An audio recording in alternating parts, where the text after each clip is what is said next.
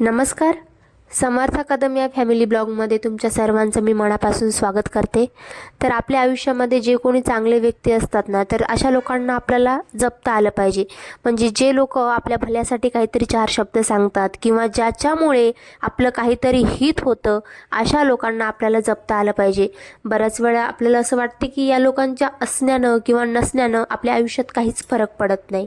पण खरं तर असे लोक जेव्हा आपल्या आयुष्यातून निघून जातात ना, तेव्हा आपल्या आयुष्यात खूप मोठा फरक पडतो आणि नंतर आपल्याला त्या गोष्टीचा पश्चाताप होतो.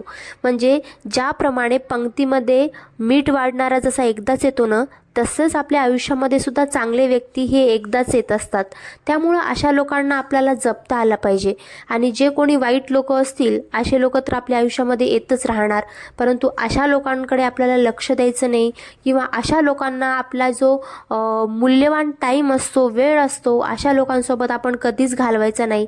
कारण ह्या लोकांमुळे आपला काहीच फायदा होत नाही किंवा ह्या लोकांमुळे आपलं कोणतंच हितसुद्धा होत नाही. त्यामुळे ह्या लोकांना इग्नोर करा आणि जे कोणी चांगले लोक आहेत त्यांना आपल्याला जपायला आलं पाहिजे. Good morning. कशी हसते माझी गोंडोली. काय खायलीस तू? काय खायलीस ग? काय खायलीस? काय खायलीस तू? मम्माला सांग. काय खायलीस पिल्लू?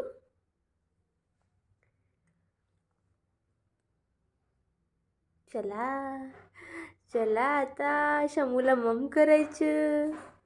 मम करायचं, हो ना?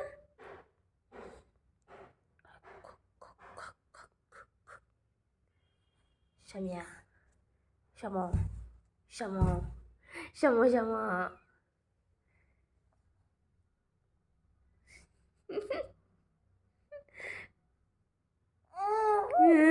काय असतीस?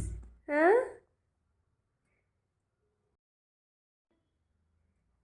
हं. हं. चल, थंडी वाजेल ना तुला? थंडी वाजेल ना तुला? हं? असं पांघरून घे. असे पांघरून घे. हो. आणि असेच थांबव, मम्मा तुला मम आणती. हो. असेच थांबव पिल्लू.